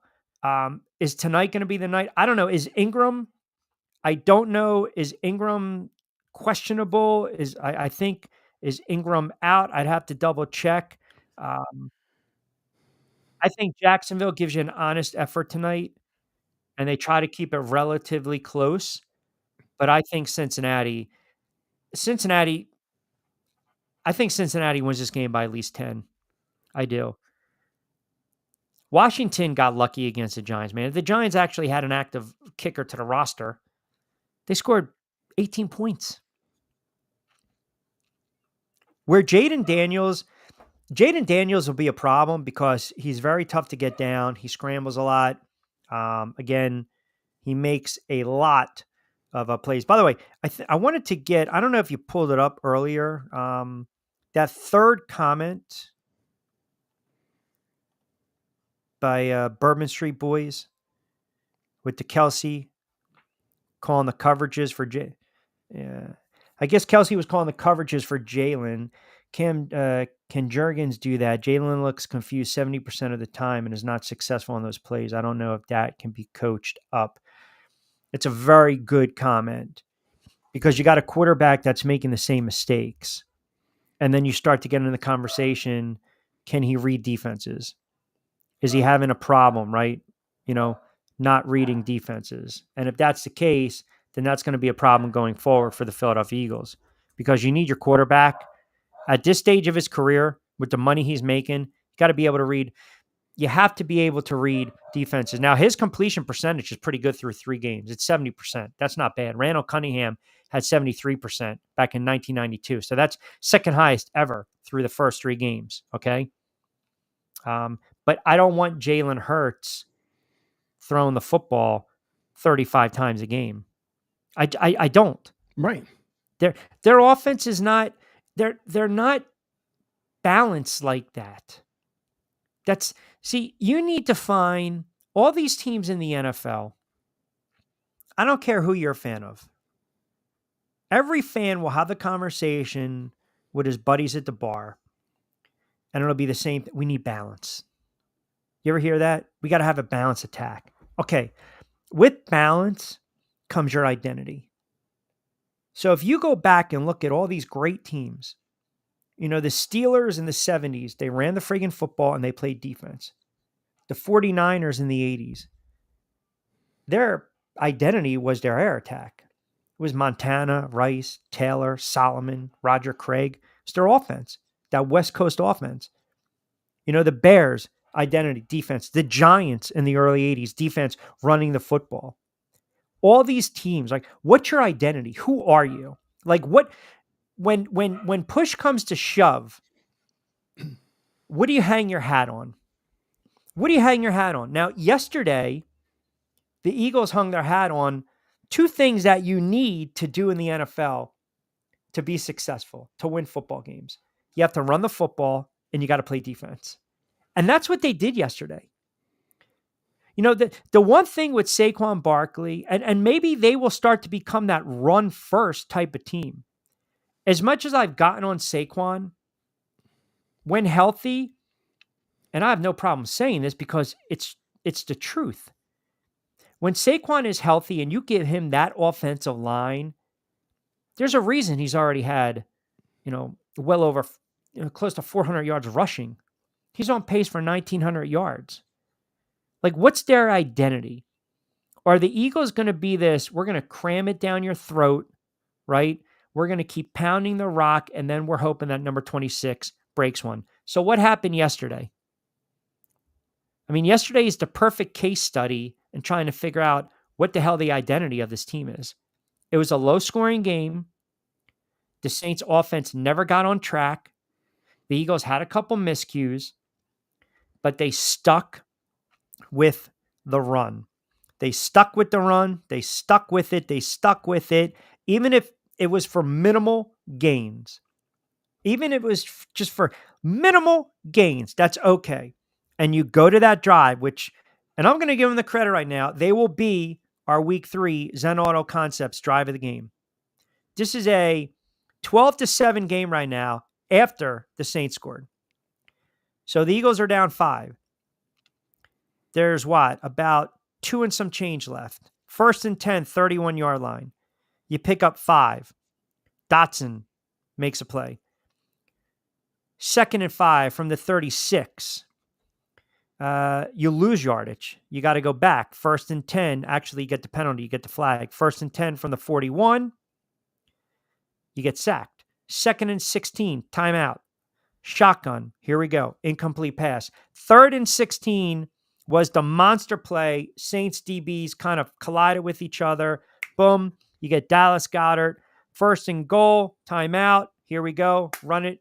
Barkley. Ball game. So, and prior to that, how they scored that first touchdown, again, what did they do? You had a 2nd and 4. So a quick little 6-yard slant, Smith. You get a 1st and 10, Smith again. So now I'm throwing. Now I'm going to set up the run. 2nd and 5, Barkley. I mean, pretty much up the gut, 65-yard to the house.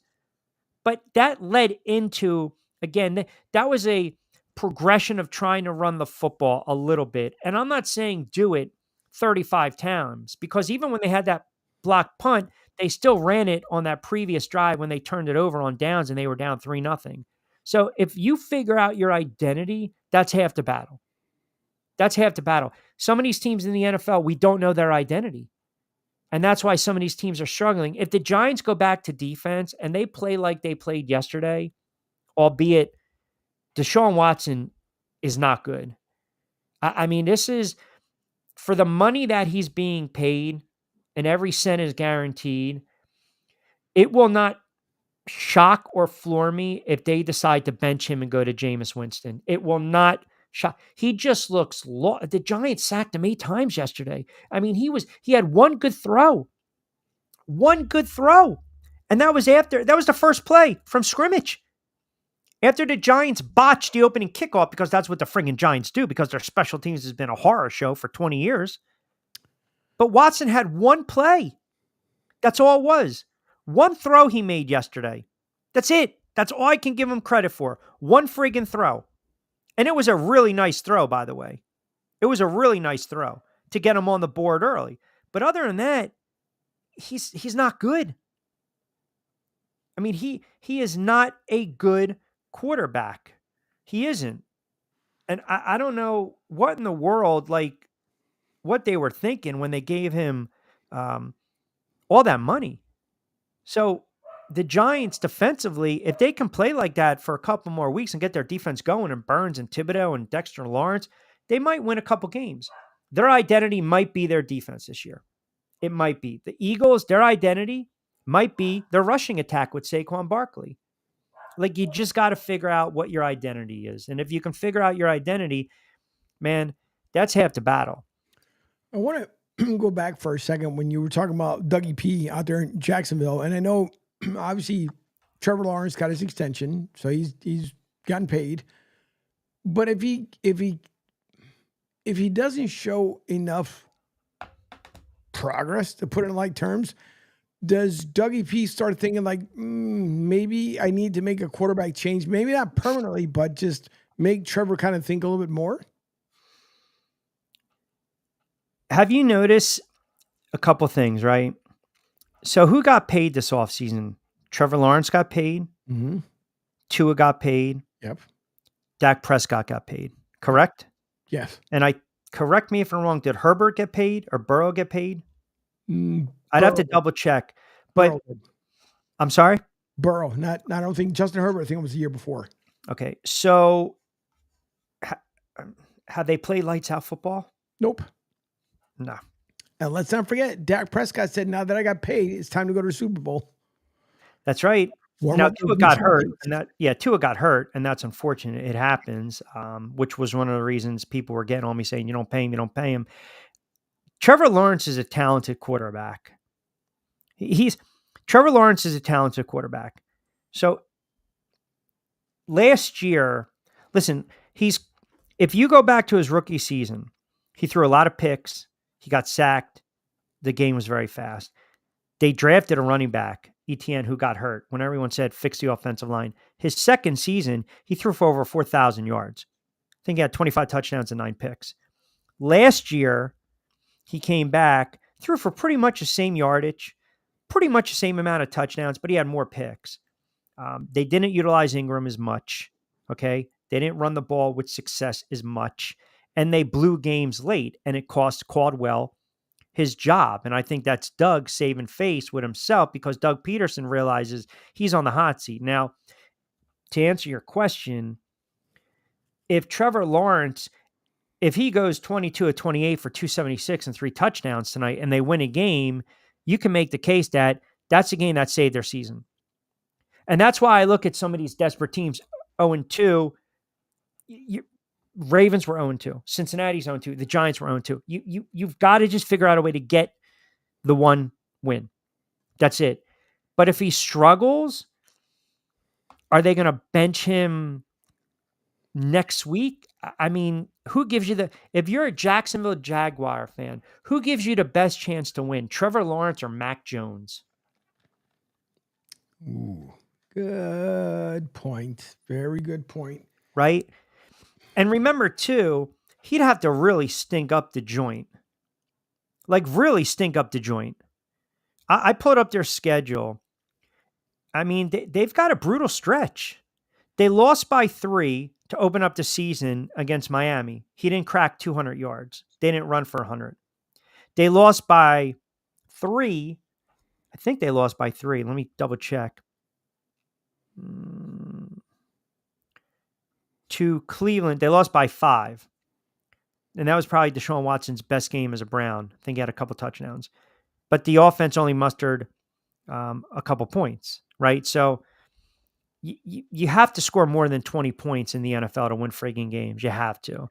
I think they're going to let it rip tonight. I think they're going to have some opportunities. But if they lose tonight, they got to go down to Houston. Then they have Indianapolis and Chicago.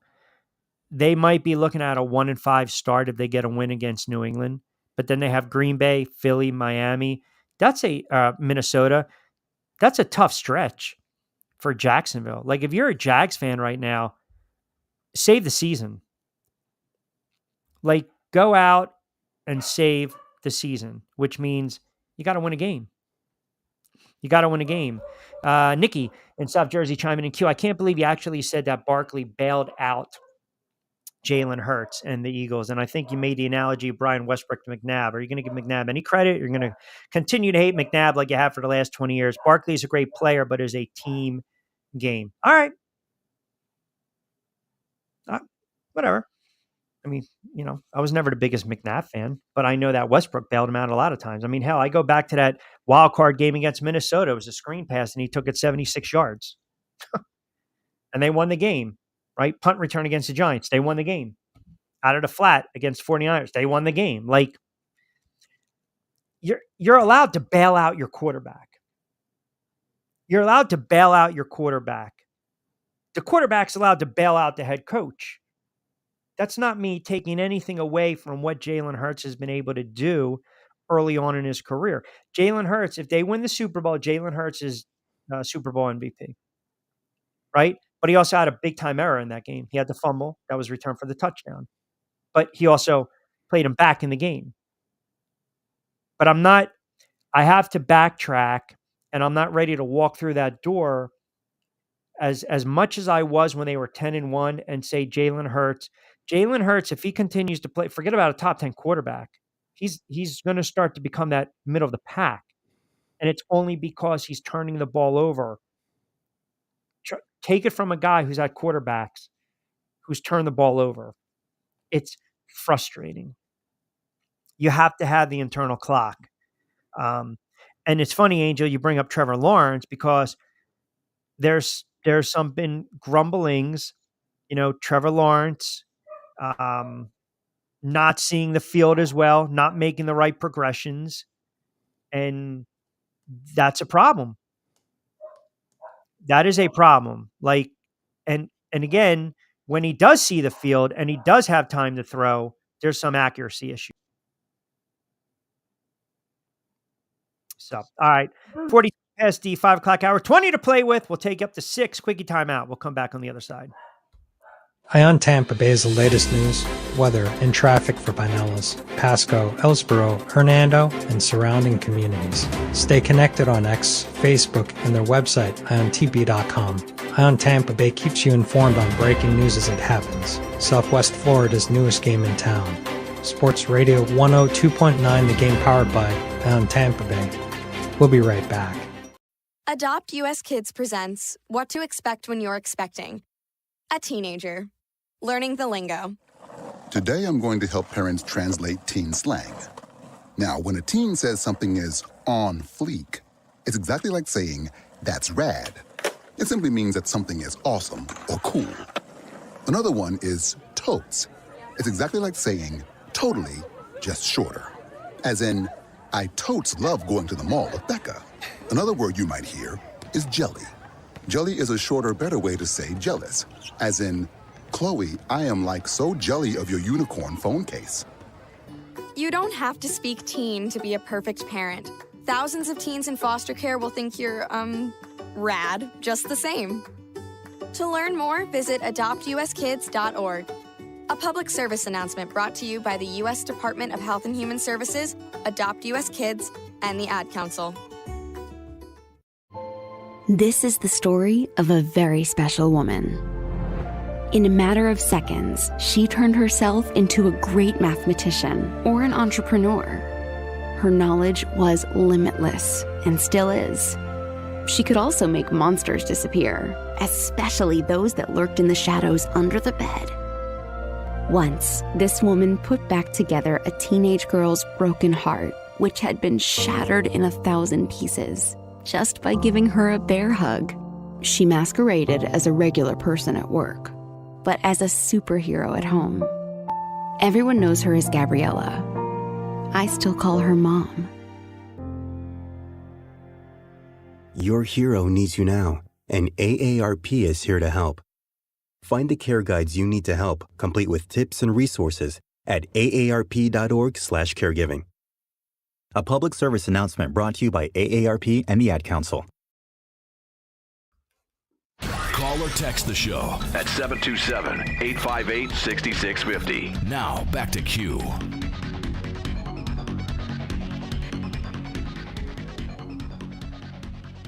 Hey, all right. Welcome back, everyone. Live. We have no idea what's going on with bumper music, intro. I don't know. Have we diagnosed the problem yet? Do we need to go old school, little Columbo? What do we need to do? Figure out. It's only it works in the morning, works on my show, so I don't know why in the world it's not working on your end. Play something right now. Let me hear if I hear. Go ahead. Well, let's try an old one here. How about my settings? Is it my settings? Welcome back to Middays with Q. Audio? Here's Q. Audio? No. I mean, you can check your audio, but you figure normally the audio, so your audio input should be your whatever you use for your chat. Hold on. Try now. Try now. Oh, hold on. Wait a minute. Call or text the show at 727-858-6650. Are you playing something? Yeah, I was, and I paused it. On your audio, it should have, for your audio output, it should be whatever your main stereo is, like your, Apple speakers, whatever you want, whatever you use. Yeah. And then your input should be your microphone. So I'm in audio right now. Yeah. Default.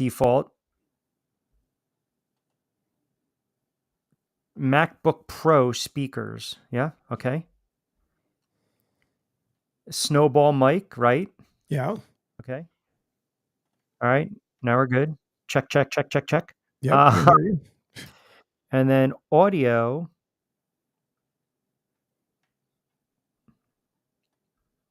I don't know.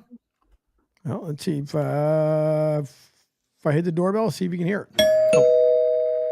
Wait, one more time.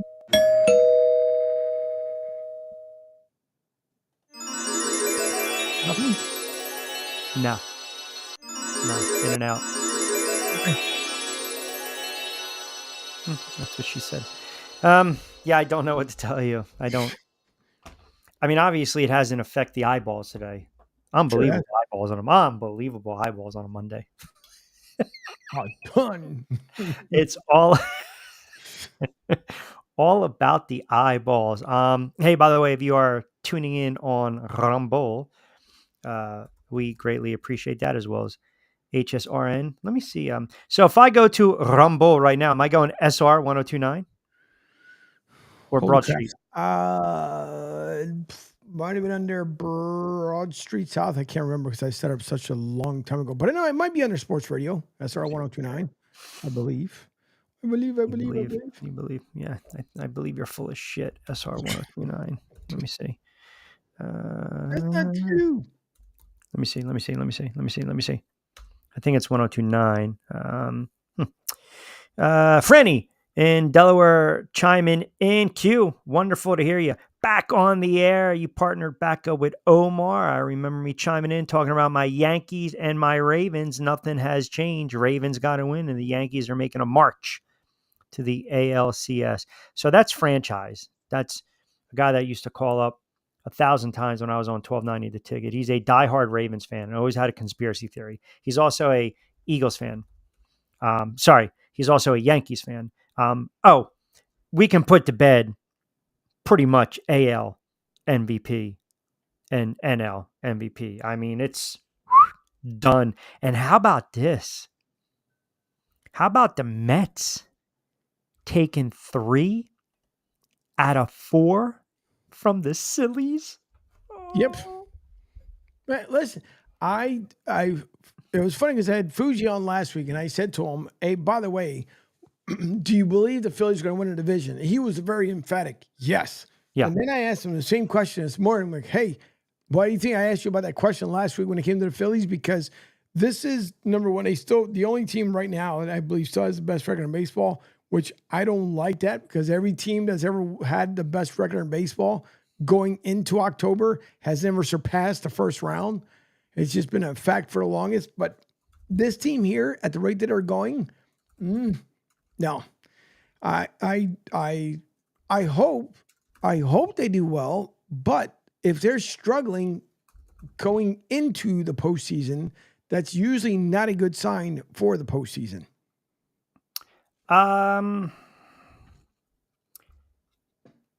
Look, the Mets are a very desperate team, and the Mets are right there in the NL wildcard. The Mets have played some really, I mean, I'm a Yankees fan. The Mets have played some pretty inspiring baseball. I mean, they've gone from like 33% to 44%, now 76%. What is it? They won 7 out of their last 10.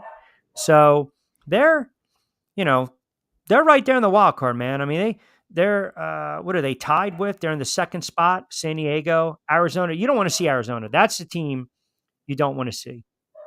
If you're the Phillies, you do not want to see Arizona get in the playoffs because what we saw last year. And the problem is sometimes these teams that are so hit or miss when it comes to their offense, like if they're reliant on the long ball as opposed to manufacture runs and small ball, yeah, kind of like the Yankees when it comes to feast or famine. Once their bats go south, pretty much it, man. Your series is over. They're going to win the NL. They're going to win the NL. It's just, do you want to see the Mets? Do you want to see Arizona? Do you want to see San Diego? Those are pretty good teams, man. Those are some decent teams. I mean, San Diego seems like they turned a corner. Obviously, they spend money year in and year out. AL, I think, is going to be a little different story, man. Baltimore has spit the bit. The Orioles had the AL East locked up, and when you drop like 16 out of 20, 16 out of 22, pretty much to close out the month, 7 out of 10 to close out the month, you're in trouble. Like, that's your example of a team that's struggling. Like, Baltimore is just limping. Conversely, the Yankees are playing their best baseball right now of the season. Now, granted, they swept a bad A's team. They took 2 out of 3 against the Mariners. They took 3 out of 4 against the Red Sox. But you look at their lineup from top to bottom, it's power personified. And now here's a question for you. Would you rather have Shohei and Mookie or Juan Soto and Aaron Judge for a 1-2 punch? Nah, Mookie and Shohei. Such a Yankee hater. That's purely a New York hater. Aaron Judge, 55 home runs. Soto, 44. Torres has 15. Volpe has 12. Stanton, forget about Stanton. He's almost an afterthought. He has 26. It's going to come down to pitching like it always does. It's just baseball, man. It's always going to come down to pitching, period. And if they can get some solid starts from Garrett Cole, that's great. Cortez is starting to win some ball games. Rodon, you know what you get from him. Stroman's a veteran guy. Luis Gil pitched pretty well. I think 15, 16 wins. They'll be all right. I'm very excited for playoff baseball. All right. Monday Night Football, we got the double dip tonight. As I mentioned, you got a very desperate team in Jacksonville on the road getting 5 versus Buffalo. I know we've kind of killed Trevor Lawrence. I know you had a couple questions with Trevor Lawrence and some comments and thoughts. I think, thank you, Jerry. Appreciate that. It does fly by. I think Trevor Lawrence has a decent game tonight. And also look for Jacksonville to try to run the friggin' football. Yeah. Right? Allen shines in Monday night, but the Jags, I think they keep it close. I don't like them in this game. I think they keep it close. I would not bet this game. I mentioned if you're going to bookend it, tease it down Buffalo. But I do believe the second game, I think Cincinnati is going to absolutely roll Washington. Cincinnati is such a desperate team, man. You can ill afford to go 0-3. Now, they've got the Panthers next week. So if they win tonight, they even up their record at 2-2, and then they have the Ravens, and that's where they want to be. So I do like Cincinnati tonight. So, all right, I know we got to start wrapping it up. Yes. Quick weather note for those who listen in from 4 to 6 p.m., the driveway queue, because there is a pending hurricane coming up from the south into the Gulf that's going Wednesday into Thursday. As I mentioned in the 2 shows this morning, I'll keep everyone posted on the socials because it could be a good probability we will not be on air Wednesday and Thursday, depending on what this hurricane does. So I will keep everyone posted. When's that weather again? Wednesday into Thursday, we're supposed to. So basically, it's churning up. Normally, we get it from this time of the year. Always comes from the Ivory Coast of Africa and comes across the Atlantic and then whips around. And either hits the East Coast or the West Coast here. But this one, like the one earlier, which was Debbie, also came down from South America, like just south of Cuba at the finer tip of South America. And then once it goes into the Gulf, it can go any which way because the waters are still very warm. Do we have a name for this tropical storm? I don't believe there's one as of yet. I know the last one was the Invest 95L from last I checked, but because it hasn't formed into a hurricane yet. Whoa. What are you, eye on TV with the Doppler? That's right. Yeah, I got it right outside the house here. I paid this guy to stand out there. He tells me the weather. Let me check this. Hold on. There's got to be a friggin' name. Future Tropical Storm Helen. There you go. Okay, but it's not here yet. So therefore, that's why I didn't say. You still name it. I asked you if you have a name. Yeah, I don't. No. This hurricane or potential is named Helen. Do you ever notice all these hurricanes that just blow hot air? They're all named. Yep. After I'm about to get hammered. I don't know if I want to go there. Karen? Well, right? Irma? Just saying. Ida? Just saying. Hurricane expected to lash Florida as a Category 3. Yep, with the potential, they said it could get up to a 4, which we hope not because they're on here. Listen, all it takes is literally 85-mile-an-hour winds to create havoc on the Gulf Coast. Well, I mean, I think 85, that's scary. Yeah. But you're talking about now 3, which, I mean, the winds itself, I mean, that's the big one because you'll get it.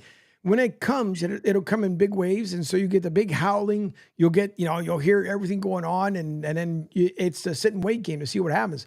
I don't sleep when it comes to this stuff. My wife, God bless, she can sleep right through it. I can't. Once I know there's a certain thing coming, it's like, oh, fudge, here we go.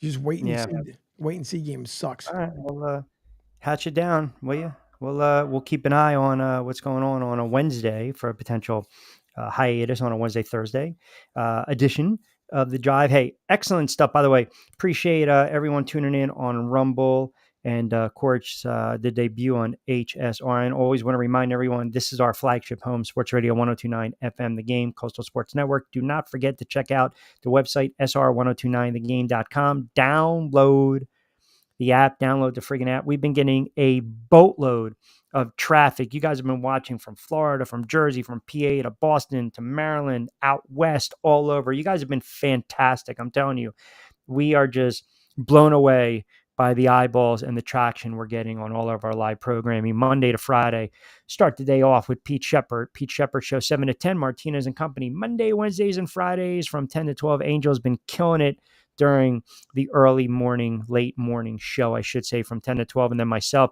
The Drive with Q, Monday, Wednesday, Friday from 4 to 6. We are powered and brought to you by our good friends over at Play It Again Sports. We know Labor Day is in the books. Swing on by 7 days a week. Check them out online, playitagainsports.com. They'll give you some fair cash for your trade in used and sports equipment and more. Also, Acorn to Oak for all your digital marketing outsourcing needs. And Zen Auto Concepts over in Stewart, Florida. Of course, our official sponsor of our Drive of the Game this week. We gave it to Jalen Hurts, Goddard, Saquon, and the Philadelphia Eagles, who got a much-needed win on the road. Zen Auto Concepts, Paint Protection, Clear Broad Detailing, 772-46850. You can go online, and again, they are the leader in high-end detailing and paint protection, specializing in SunTech XPEL paint protection, high-end detailing, voted number 1 detailing shop in Florida. The eyeballs were absolutely crazy. The engagement on Facebook, on X, and you guys commenting on the show live. You guys are fantastic. You got Lloyd Vance's Insider Football coming up tonight, 8 o'clock. Lloyd's time, 8:05 on Sports Radio 102.9 FM, The Game. And then we'll do a little back your play. We'll put that up on the YouTube channel, Rich Q on Q. But fantastic Monday in the books. Hopefully, we will be back in the saddle on Wednesday. Who knows? Maybe we do a abbreviated edition on a Tuesday. We don't know. We go through our our CEO, the brains behind the operation. And of course, Angel Martinez producing the show, keeping us on the air. Enjoy Monday Night Football. Pennant race is heating up. You can follow us on X as well. We always want to encourage you guys to do that too before we get out of here. Pretty easy at CSN Florida. Again, that's pretty easy. CSN Florida. Do not forget to follow Angel on X as well at SR1029 The Game, which is a very easy follow. Myself, Rich Q and Q. Pete Shepard, which again, very easy at Pete Shep 326, Lloyd Mance at Lloyd Mance, Jonathan Marshall, John_Marshall as well. But if you go to the website right now, you'll see all the Twitter feeds, the handles, and the bios. All right, everyone enjoy Monday Night Football, the double dip. We will hopefully back in the saddle on Wednesday. Who knows? Maybe tomorrow for a shortened edition of The Drive. For Angel Martinez, I'm Rich Quinones. Have a wonderful Sports Monday. Enjoy the games. We will talk to you very soon. As always, keep it locked into Sports Radio 102.9 FM The Game. This has been The Drive with Q. As always, be safe, be sound. Hasta luego, buen día.